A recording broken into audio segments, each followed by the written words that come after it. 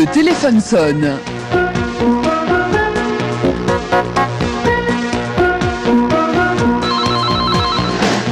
45 24 7000.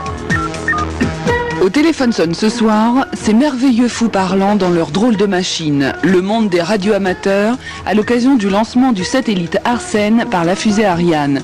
Sont invités Francis Fagon, directeur du REF, le réseau des émetteurs français, Jean-Louis Riffet, responsable de Radio Sans Frontières, Gérard Servet, radioamateur et technicien Radio France, et en direct du Kourou, Jean Gruot, président des radioamateurs Club de l'Espace et ingénieur général du CNES, Centre National d'Études Spatiales, avec Bruno Rougier, une émission dirigée par Alain Bédoué. Bonsoir. 10, 9, 8, 7, 6, 5, 4, 3, 2, unité, top. Allumage. Décollage.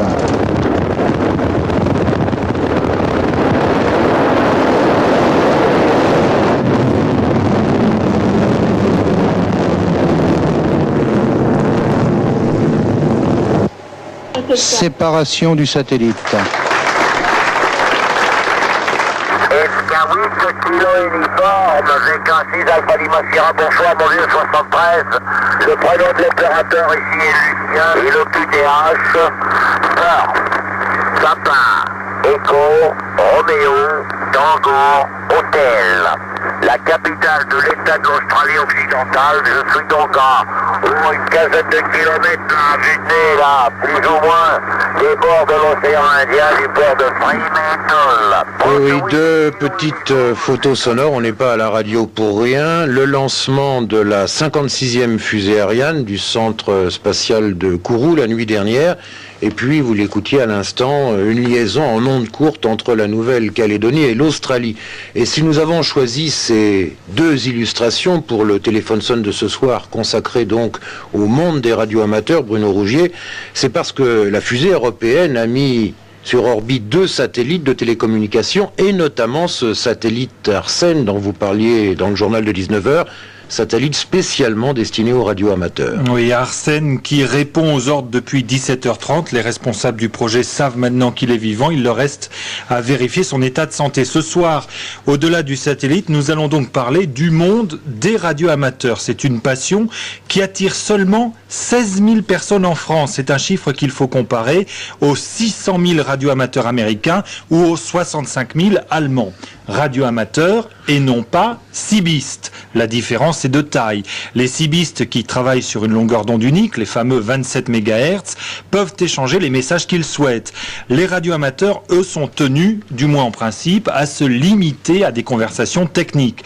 Autre différence de taille, ils utilisent de très nombreuses longueurs d'onde différentes. Et puis, chez eux, ce qui compte, c'est le défi technique. Certains, par exemple, s'amusent à communiquer en utilisant comme réflecteur d'ondes les queues de comètes, ou alors ils communiquent avec les hommes à bord d'engins spatiaux. La première liaison du type a d'ailleurs été réalisée en 83. Bref, plus c'est compliqué, plus les radioamateurs aiment. Ils sont d'ailleurs à l'origine de beaucoup de progrès techniques qui sont aujourd'hui entrés dans le grand public. On est loin du poste à galène. Enfin, il ne faut pas oublier le rôle extrêmement important qu'ils remplissent en cas de situation d'urgence, au moment par exemple des inondations de Nîmes ou en cas de cyclone. Ils sont là. Alors dans un instant, nous allons passer au standard pour prendre les premiers appels des auditeurs, mais Bruno Rougier à l'instant a utilisé un mot, il a parlé de passion. On vous décrit effectivement les uns et les autres comme des passionnés. En quelques mots, qu'est-ce qui vous a donné l'idée ou l'envie de devenir radioamateur ? J'aimerais bien que vous nous expliquiez ça. Je ne sais pas qui veut commencer. Francis Fagon, peut-être ? Oui, je vais commencer. J'étais amené pour des raisons professionnelles à utiliser des postes radio.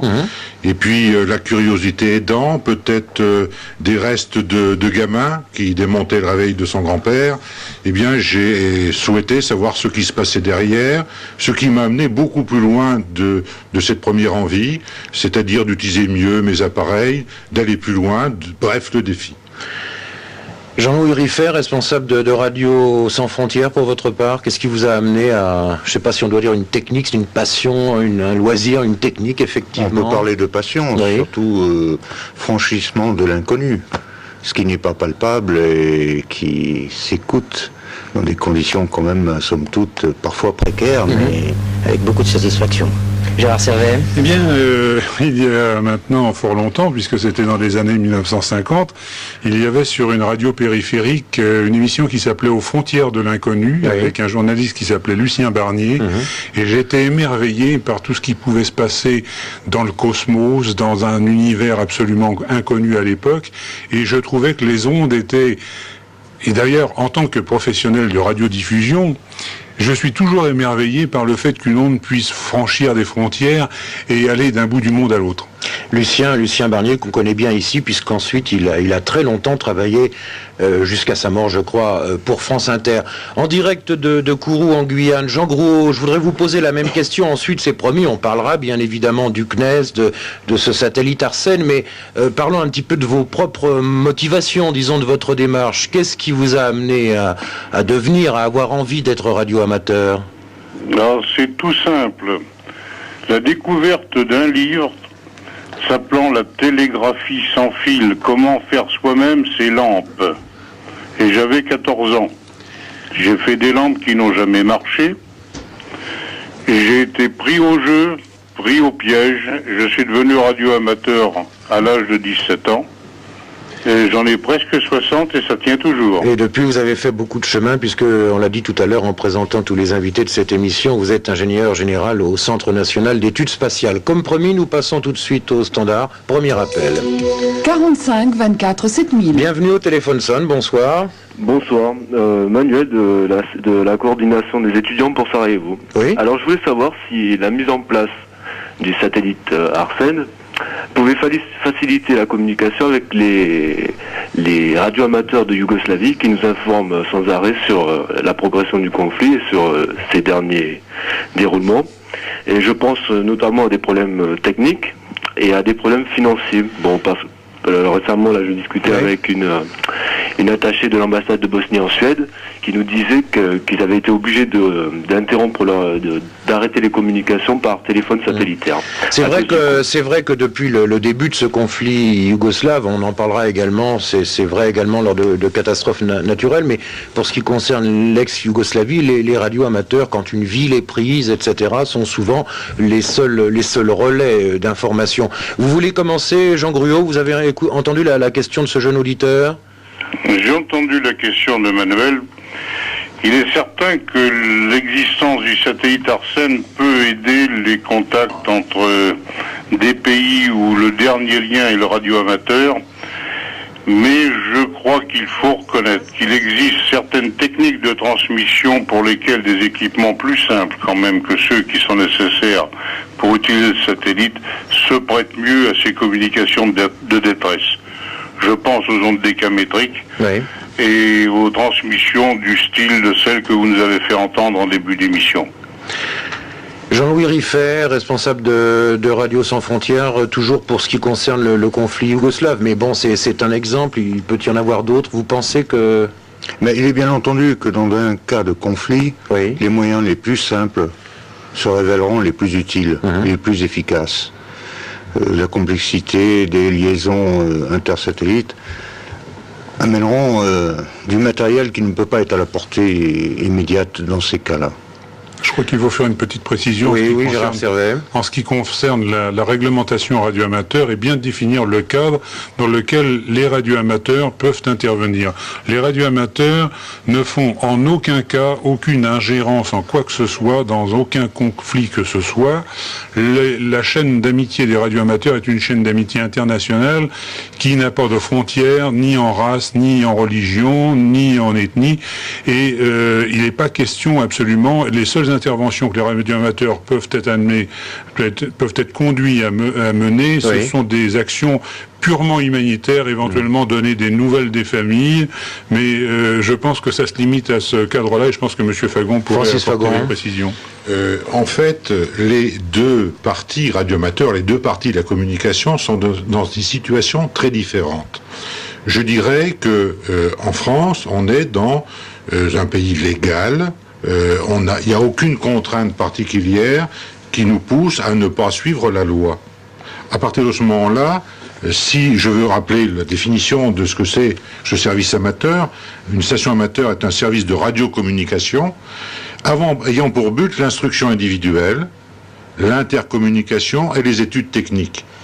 Donc, le radioamateur est obligé de se conformer à la loi. De l'autre côté, on se trouve dans ce que j'appellerais une communication des restes, où tout est permis, puisque...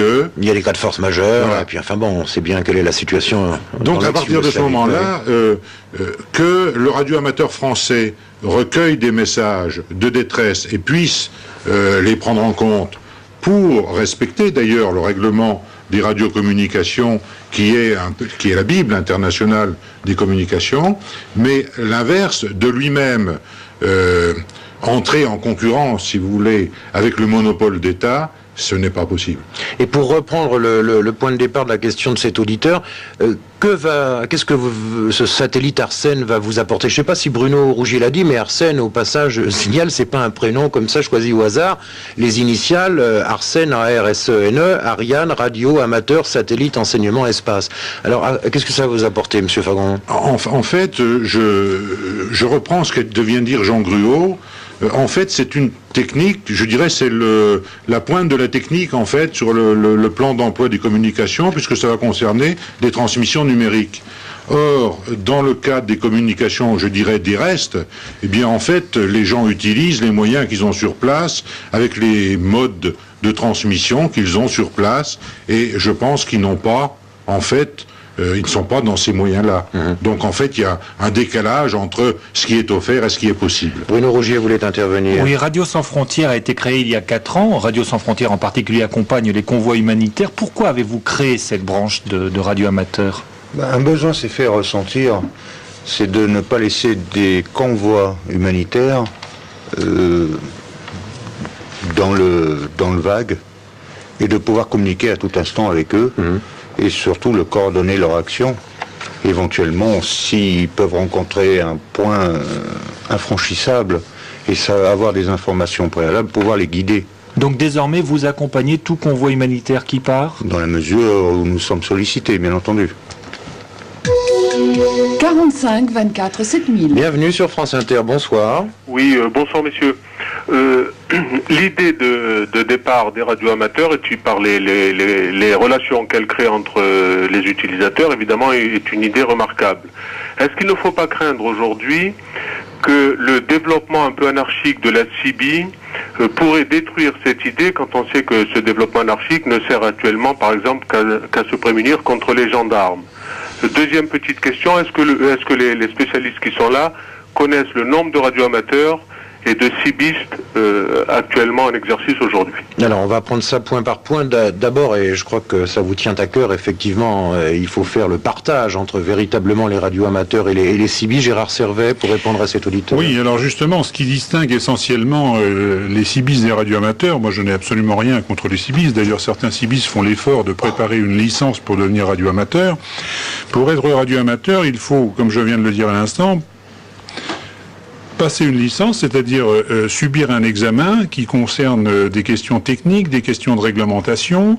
Lorsqu'on est radioamateur, on tient un journal de trafic, on reçoit un indicatif qui est l'objet de conventions internationales, qui est une véritable identité internationale. Et en aucun cas, l'exercice de la CIBI et l'exercice du radioamateurisme n'a de point commun, si ce n'est que le point de désir de communication. Mais le désir de communication chez le radioamateur, ce n'est qu'une partie de ses activités. Une grande partie de l'activité, c'est toute la recherche scientifique, c'est toutes les expérimentations. Il y a par exemple des réflexions sur les couches, bien sûr, les couches ionisées dans les ondes décamétriques, mais on effectue des réflexions sur des couches ionisées qui sont provoquées par la pénétration de météorites à grande vitesse dans des hautes couches de l'atmosphère. On fait des expériences avec certains services officiels sur des ballons qui sont constitués d'air chaud avec de la vapeur de l'air chaud avec de la vapeur d'eau saturée, et à partir de ces ballons, on incorpore, ce sont les amateurs qui font ça, on incorpore des caméras à infrarouge avec des testeurs thermiques et on envoie ces informations-là selon un nouveau principe de transmission de données qui s'appelle le packet radio. Si j'ai l'occasion d'en reparler, je vous expliquerai un petit peu ce qu'est le packet radio. C'est une technique absolument formidable qui permet, c'est une sorte de Minitel par radio, mais qui permet un maillage complet à l'échelle mondiale. Donc la communication, c'est une chose, mais toutes les recherches techniques, scientifiques, en collaboration avec les professionnels, les militaires, sans cesse, en 1993, on a des cosmonautes qui sont radioamateurs. On a Owen Garriott qui a été le premier en 1983. Nous avons Moussa Manarov qui va être à Paris cette semaine, qui va d'ailleurs faire une visite à la maison des radioamateurs à Tours. Et nous avons des gens de très haut niveau, nous avons des chefs d'État, nous avons des ministres, toutes les chaînes sociales. Gérard Servet, je voudrais pas qu'on élude non plus l'autre aspect, de la question de cet auditeur. Bon, appelons un chat. Est-ce que les cibistes vous gênent ou pas? Parce que ça équivalait un petit peu à ça. Qu'est-ce que vous en pensez, les uns et les autres? Francis Fagan, vous voulez répondre? Je pense que chacun revendique son identité et que la plus grave difficulté actuellement, c'est que par des termes qui sont trop proches, on n'arrive plus à distinguer, on ne sait plus comment on appelle ces deux catégories de personnes qui ont des vocations, des buts, des goûts totalement différents, puisque les gens utilisant la bande du citoyen, comme c'est appelé ici, font surtout de l'intercommunication. En fait, et je dirais de l'intercommunication utile. Tandis que le radioamateur, Gérard Servet a parlé de tout l'aspect scientifique, mais il y a d'autres. En fait, il n'y a pas un radioamateur. Il y a des radioamateurs, et le tout vit en apportant à chacun la partie la plus faible de ses connaissances. Celui qui est plus fort en trafic va recevoir un coup de main de s'il est plus faible en technique et inversement. Donc en fait, la difficulté, c'est le manque du fait de l'utilisation de radioamateurs d'un côté et d'amateurs radio de l'autre côté, le manque de différence entre les deux populations. Et alors, quand on pourra avoir simplement une idée générale quant au nombre de radioamateurs à la fois dans le monde et en France? Alors en France, il y a environ 16 000 radioamateurs. Oui. En ex-RFA, environ 65 000. En Angleterre, environ 60 000. Au Japon, 1 million. 5 à 600 000 aux États-Unis et 2 700 000 à peu près dans le monde. Retour au standard, question 45 24 7000. Bonsoir, nous vous écoutons. Bonsoir messieurs, bonsoir Francis. Arsène n'est pas le premier satellite radioamateur, mais il est heureux qu'il ait été lancé cette nuit avec succès, ça permet un peu de parler de nous. Je n'ai pas vraiment une question à poser, mais plutôt je voudrais exposer une crainte. Le bien le plus précieux que possède un radioamateur, ce n'est pas son émetteur, son récepteur, ses antennes, c'est l'espace hertzien qui lui est alloué par la puissance administrative. La crainte que nous avons aujourd'hui, c'est qu'on oublie un peu trop facilement, éventuellement, que sous la pression des opérateurs commerciaux qui ont besoin de cette ressource que nous partageons avec eux, qui est le spectre hertzien, on ne soit tenté de temps en temps de récupérer une portion de ce spectre sur les bandes qui nous sont allouées. Ce serait probablement méconnaître, et handicaper peut-être un peu l'avenir, méconnaître le fait que les radioamateurs ont été dans la plupart des domaines de la communication les pionniers et les défricheurs, sans moyens, souvent sans appui, et qui sont par exemple, pour citer cet exemple, tout à l'heure vous parliez du paquet radio, actuellement les seuls, à leur niveau d'intervention et de recherche, à travailler sur le développement des communications et des intercommunications numériques, en particulier numériques nodales, pour revenir au paquet radio. Et la question que je pose n'est peut-être pas très facile à résoudre, mais que faut-il que nous fassions dans un pays comme la France, qui parmi les pays développés est celui qui a la plus faible proportion de radioamateurs par rapport à la population, pour que notre inquiétude soit entendue et que l'on respecte le rôle, on a parlé tout à l'heure du rôle que nous avions dans certaines circonstances graves, mais enfin heureusement c'est pas le seul. Que faut-il faire pour attirer suffisamment l'attention sur nous, sur ce que nous apportons et sur ce que nous apporterons dans le futur? Si on nous supprime toute ou partie de cette ressource qui est notre bien le plus précieux, nous ne pourrons plus apporter à la communauté tout ce que nous y avons apporté depuis la naissance de la télégraphie sans fil. Alors, Francis Fagon, d'abord, va essayer de vous répondre. Je lui demande de ne pas être trop technique, parce qu'ici, on fait de la modulation de fréquence, des grandes ondes, on ne fait pas d'ondes courtes. Autrement dit, je ne voudrais pas que ça passe au-dessus de la tête un certain nombre des auditeurs du téléphone sonne ce soir. Mais enfin, c'est une question intéressante, effectivement. Monsieur Fagon. Bon, je vais prononcer un gros mot, dans le sens, je vais dire bonsoir à un OJE, c'est son indicatif. C'est un camarade radioamateur que j'ai rencontré il y a quelque temps. Je pense qu'on va se résoudre, on va poser uniquement la question de pourquoi en fait en France il y a si peu de radioamateurs, pourquoi nos amis allemands sont 60 000 et nous sommes 16 000 pour des populations qui sont très voisines, un niveau de vie voisin et une histoire voisine. Je pense que l'histoire est difficile, puisque le monopole a été créé chez nous et que la première infraction, en utilisant le premier, je dirais, le premier vol, enfin, ou crime ou délit commis par le moyen des télécommunications, a été fait en France. Tout le monde connaît l'histoire des gantiers bordelais.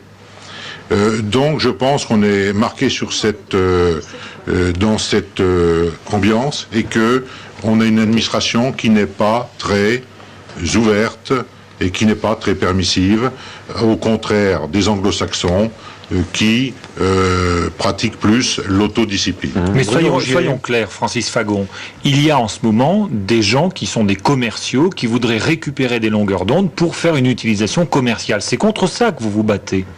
Exactement, mais nous ne pourrons nous battre que si nous occupons les portions de fréquences qui nous sont allouées, parce qu'il faut bien voir que ces portions de fréquences, je dis souvent, ces fréquences, par rapport au monde économique traditionnel des usagers et des services, sont un peu la cour de récréation dans laquelle on laisse aux personnes le soin de construire, développer des appareils qui ne sont pas homologués, qui ne sont pas dans la norme et qui favorisent l'expérimentation. En fait, Alain Bédouet, ce que veut dire Monsieur Fagon, c'est tout simplement que tant que les longueurs d'onde ne servent pas pour des raisons commerciales, on laisse les radioamateurs jouer, et puis dès qu'on trouve des applications commerciales, on leur dit bon ben maintenant vous nous rendez les longueurs d'onde et on va les utiliser.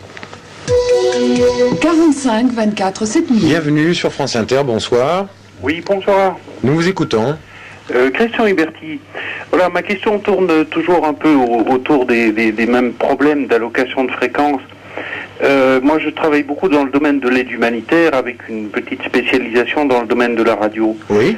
De nombreuses ONG qui travaillent dans des régions souvent périlleuses sont obligées de pirater les bandes amateurs, entre autres les bandes amateurs. Moi, ce que je voudrais savoir, c'est quand est-ce que les télécoms, qui est quand même un organisme public, accordera enfin des fréquences ou des bandes de fréquences à ces ONG qui en ont un besoin vital pour assurer la sécurité et l'efficacité de leur mission, qui sont quand même reconnues par tout le monde. Ah, tout à fait. Je traduis pour également les auditeurs ONG, organisations non gouvernementales. Gérard Sévet, vous avez peut-être quelques éléments de réponse. Oui, j'aimerais apporter un élément de réponse. Ça ne dépend pas uniquement des télécommunications françaises, car les fréquences radioamateurs font l'objet d'accords internationaux, et en aucun cas un pays dans des fréquences qui sont dites intercontinentales. Il y a des commissions qui ont lieu tous les 20 ans, d'autres commissions qui ont lieu tous les 3 ans, tous les 6 mois, tous les 3 mois, enfin je schématise un petit peu, mais ça fait l'objet de conventions internationales. Il n'est pas question qu'un État dispose des fréquences un petit peu comme bon lui semble, ça fait partie d'une concertation générale. Retour au standard, beaucoup d'appels ce soir. 45 24 7000. Voilà, c'est à vous, bienvenue. Bonsoir. Bonsoir. La question rejoint un peu celle des auditeurs précédents. Pourquoi les radioamateurs en France sont-ils si peu nombreux et si peu connus du public, contrairement aux autres pays d'Europe ? Alors, connus du public, on essaie ce soir de les faire connaître un peu mieux. Maintenant, leur nombre respectif selon les pays. Vous avez une explication les uns et les autres, Francis Fagon peut-être ? Oui, je pense que la chute s'est accélérée à partir des années 60, où en fait tous les organismes de formation se sont trouvés centralisés tout autour de l'éducation nationale. Et par contre, on voit dans les pays voisins, je pense à l'Allemagne, où il y a beaucoup plus d'organismes privés de formation, de modalités d'éducation populaire qu'on a connues dans les années 36, où il était possible, si on n'était pas dans le cycle, de pouvoir se former. Je pense que le fait d'avoir mis des gabarits sur toutes les formations, d'avoir mis des filières, ne permet pas la diversification et donc l'apprentissage en fait, parce qu'il y a un apprentissage pour devenir radioamateur. Alors j'ai reçu juste avant l'émission également beaucoup de questions Minitel concernant notre point de départ, c'est-à-dire le satellite Arsène lancé la nuit dernière par la fusée Ariane. Jean Gruot, je rappelle que vous êtes en direct avec nous à Kourou en Guyane. C'est une longue histoire ce satellite, parce que vous avez mis plusieurs années avant de réussir effectivement à pouvoir, grâce à Ariane, grâce à la fusée européenne, le mettre sur orbite. Tout à fait vrai, nous avons commencé en 1979 en voulant à la fois faire un satellite de radio amateur et faire une opération pédagogique pour motiver un certain nombre de jeunes au métier de l'espace. Oui. Avant de mettre Arsène en orbite, nous avions 350 jeunes appartenant à une trentaine d'établissements d'enseignement. Ça va de Super-Héros au lycée de Créteil ou au lycée de Saint-Matan près de Toulouse, qui ont travaillé sur le projet et qui, cette nuit, étaient certainement très anxieux de savoir si le vol se déroulerait bien, et puis qui ont dû, comme nous, être un peu sur les dents pour attendre qu'on arrive à faire passer la première communication à travers Arsène, communication qui, comme vous le disiez tout à l'heure, est passée à 17h30, heure de Paris.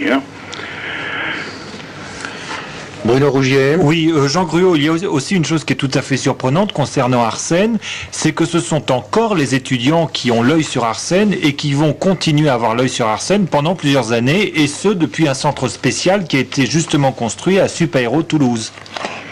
Bien sûr, il a fallu intéresser, si vous voulez, des jeunes à la construction, à la définition d'abord, au développement.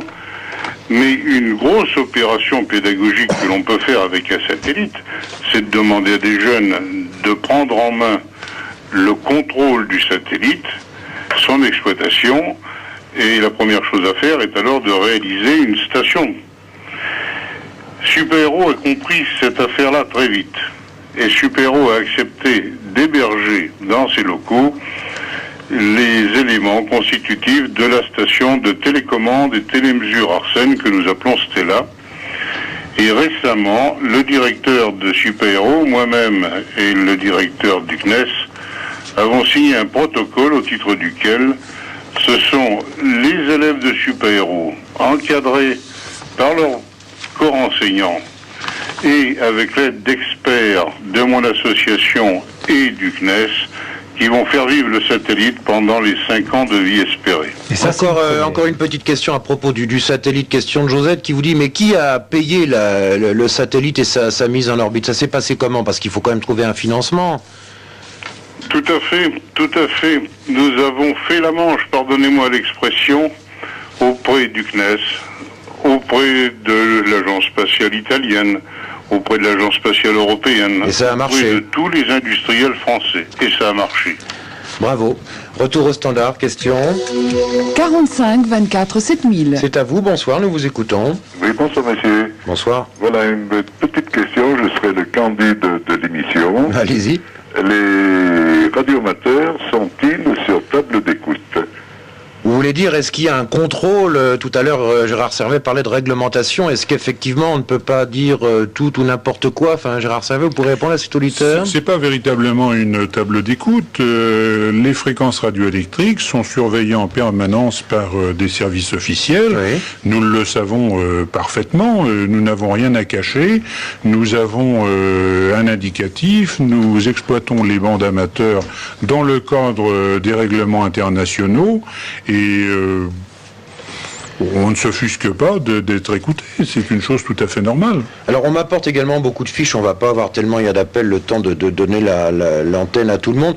Beaucoup de questions sur votre matériel. Est-ce que ça coûte cher? Parce qu'on parlait de passion tout à l'heure, mais effectivement, c'est pas un petit transistor là. Alors est-ce qu'on peut avoir là encore une idée générale, monsieur Fagon? Le matériel proprement dit, ça revient à combien? Oui, le matériel, si vous voulez, le matériel, ça dépend en fait de la gamme de fréquences sur lequel on travaille. Dans les bandes décamétriques, je pense qu'un transceiver coûte aux environs de un émetteur-récepteur. Merci voilà, Gérard. Merci pour la traduction. Coûte de l'ordre de 10 000 francs. Oui. Qu'un bon système d'aérien qui va avec coûte de l'ordre de 3 000 à 4 000 francs. Les aériens sont les antennes. Donc ce sont les antennes, merci. Je pense que pour des raisons d'ailleurs de cohabitation avec, je dirais, l'ensemble du bruit radioélectrique et professionnel et autres, les radioamateurs s'équipent de postes très, je dirais, très professionnels, hein, avec des performances obligatoires d'ailleurs, données par notre service de tutelle. Donc c'est une installation, on va dire, 20 000 francs. Je vais apporter une précision quand même, parce que là, vous allez, Francis, effrayer tous les jeunes qui voudraient démarrer. Moi, je dirais, d'une façon beaucoup plus modeste, qu'on peut fabriquer un petit émetteur pour faire du morse avec quelques centaines de francs, voire même un émetteur de phonie ou un petit récepteur de phonie pour 1000 à 1500 francs. Moi, je vous assure que je vous concocte confectionne un petit émetteur-récepteur pour le prix d'un appareil photo. Et là, vous avez évoqué, Francis, le problème d'éventuelles perturbations. Je pense que ça doit germer dans les questions des auditeurs. TDF, qui est donc l'organisme auquel doivent s'adresser les téléspectateurs lorsqu'ils subissent des perturbations. Il faut d'ailleurs noter que les téléspectateurs peuvent subir des perturbations non seulement par les radioamateurs, mais aussi par un émetteur de gendarmerie, par un émetteur d'ambulance, par un émetteur de radiotaxi. Et il faut bien reconnaître que le matériel de réception, j'entends par là les téléviseurs, les antennes collectives qui sont souvent installées n'importe comment, font l'objet par des études de TDF, disons, d'une très grande majorité des cas de perturbation. C'est seulement dans très peu de cas où le radioamateur est responsable. D'ailleurs, dans ces cas-là, généralement, le radioamateur apporte son aide au téléspectateur et lui indique les chemins à suivre, notamment en s'adressant à TDF, qui, en général, en collaboration avec le radioamateur, trouve des solutions. Avant la prochaine question au standard, vous parliez de morse, c'est également un thème qui revient souvent dans nos fiches ce soir. On vous demande quelle langue ou quel langage vous utilisez. Alors, la langue, d'abord, est-ce qu'il est vrai que c'est le plus souvent en anglais, puis également, donc, le morse? Bien, alors, lorsque l'on travaille ce qu'on appelle en radiotéléphonie, c'est-à-dire lorsque l'on parle, quoi. On parle comme on parle actuellement, effectivement, si on fait une liaison entre français, on va parler en français. Si on fait une liaison entre anglais, on va parler en anglais. Si deux espagnols correspondent entre eux, ils vont parler en espagnol. Donc toutes les langues sont utilisables. Il est certain que l'anglais est un point de rencontre. Mais lorsqu'on utilise par exemple le morse, on utilise un système de 3 lettres qu'on appelle le code Q, parce que la première lettre commence toujours par la lettre Q. C'est d'ailleurs un code qui n'est pas propre aux radioamateurs. Il est utilisé dans l'aviation civile ou militaire, voire dans la marine. Ainsi, le QNH signifie la pression atmosphérique, le QTH le lieu où se trouve la station, et à l'aide de ce code rudimentaire, on peut effectuer des liaisons en indiquant la force des signaux, le matériel que l'on utilise. Quant à l'alphabet, c'est un petit peu comme les téléphonistes, or comme Anatole, sauf que c'est alpha. Bon, ça c'est une question de convention. 45 24 7000. C'est à vous, bonsoir, nous vous écoutons. Oui, bonsoir. Bonsoir, monsieur. Toute médaille a son revers, c'est bien connu. Oui. Et moi, je voulais signaler les importantes nuisances entraînées par les radioamateurs pour leur environnement immédiat. La personne précédente a parlé des interventions de TDF. TDF, auquel je m'étais plaint, est venu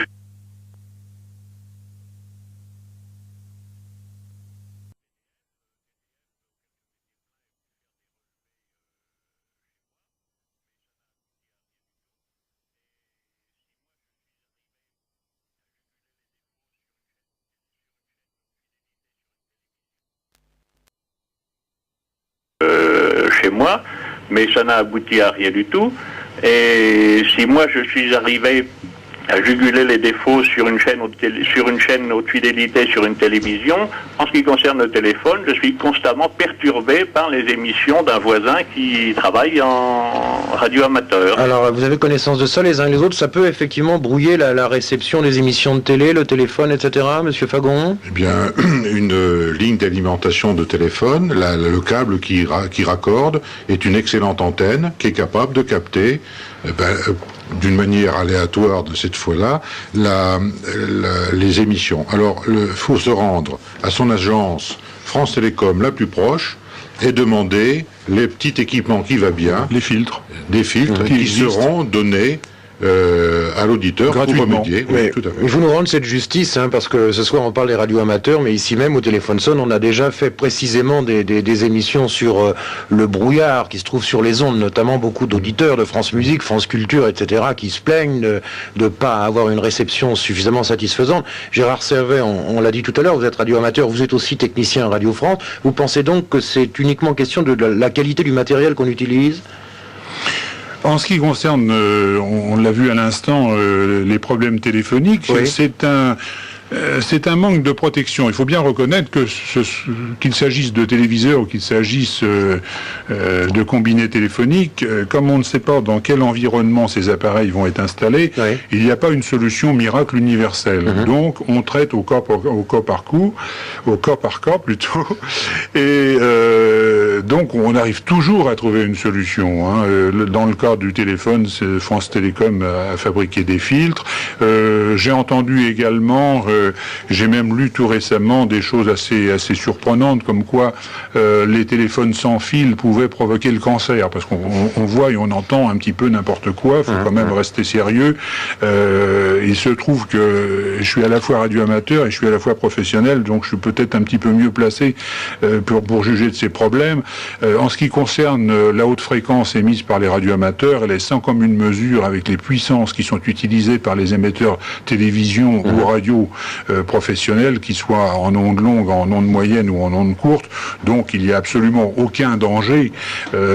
Par contre, si vous êtes sur un navire face à une antenne de radar excessivement puissante, là il y a certains dangers. Bon, enfin, il faut quand même relativiser les choses. 45 24 7000. Bonsoir, vous êtes en direct au Téléphone Sonne, nous vous écoutons. Oui, bonjour, André à Limoges. Je ne suis pas radioamateur, mais je suis ce qu'on appelle SWL, c'est-à-dire éventuellement j'écoute. Alors en ce qui concerne le satellite Arsène, est-ce que c'est un satellite géostationnaire ou quelle est sa position dans ce cas?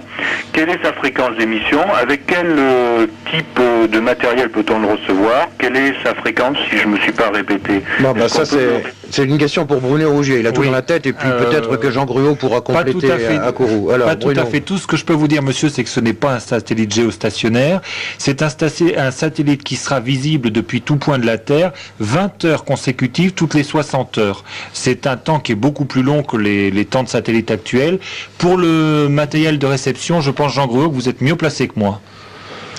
Jean Gruau ? Oui, tout d'abord, je confirme la disponibilité 20 heures toutes les 60 heures approximativement, parce que c'est moins régulier que ça. Le matériel classique de radioamateur peut être utilisé pour établir des liaisons ou pour simplement écouter Arsène. Pour ce qui est de transformer les messages qui sont transmis sous forme de paquets radio, eh bien, une carte électronique d'une valeur de quelques centaines de francs suivie d'un Minitel peut suffire. Et pour l'autre canal, qui est le canal dit à 2,4 GHz, lui nécessite un petit équipement qu'on doit pouvoir fabriquer assez facilement avec des composants qu'on trouve à l'heure actuelle dans le commerce à l'occasion de la réalisation de fours à micro-ondes. Ceci étant, pour le jeune camarade qui veut écouter Arsène, qu'il sache que la fréquence d'écoute pour le paquet radio est 145 MHz,975, que la deuxième fréquence d'écoute est 2446 MHz, et enfin l'orbite n'est pas une orbite géostationnaire, effectivement. C'est une orbite dont l'apogée est 36 000 km, là où Ariane, hier soir, nous l'a placée, et dont le périgée sera à 20 000 km quand nous aurons allumé le moteur d'apogée qui est destiné à communiquer une petite vitesse supplémentaire de l'ordre de 1 km 200 par seconde au satellite. C'est là qu'on se dit que c'est quand même... équatorial, oui. Totalement équatorial. Donc le satellite va survoler tout le globe, il fait un tour en 17h30. Donc il va aller un peu plus vite que la Terre, on le verra arriver de l'ouest. Quelquefois il ira un peu moins vite que la Terre et il reculera vis-à-vis de la Terre, puis il repartira de l'avant. Et comme vous le disiez, pendant une vingtaine d'heures, on peut l'écouter et on peut s'en servir pour communiquer. Bruno ? Oui, je voulais simplement poser une question à Monsieur Fagon, parce qu'on n'en a pas parlé depuis le début de cette émission. On a parlé de phonie, on a parlé de morse, mais les radioamateurs, et ça c'est beaucoup moins connu, font aussi de la télévision. Alors quel est l'intérêt pour vous de faire de la télévision ? Francis Fagon ? Eh bien, les radioamateurs aiment établir des liaisons pas possibles, avons-nous dit au début, et transmettre tout ce qui peut se transmettre via des chemins, tout ce qu'il y a de plus bizarre et pourquoi pas la télévision. Et dans ce cadre-là, il y a différents types de télévision. Celle qui est la plus pratiquée, c'est de la télévision badéage lent. En fait, il y a une amorce de dialogue en phonie qui s'établit, puis après l'envoi de l'image de télévision. Mais Gérard...